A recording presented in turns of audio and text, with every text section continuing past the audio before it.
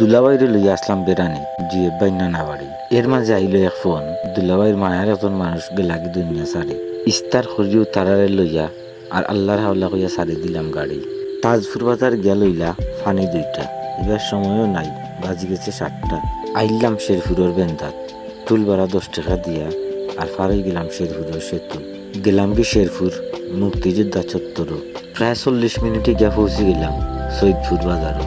সুনামগঞ্জি রোডে দিয়ে হামাইয়া গ্যাস ফিল্ডের সাইটে দিয়ে গিয়া আর পৌঁছে গেলাম ময়েতা বাড়ি। অবাই সাউকা উঠানো তোয়া কত গাড়ি। এর মাঝে হুজুরে মাইকে কইলা ওই গেছে জানাজার টাইম।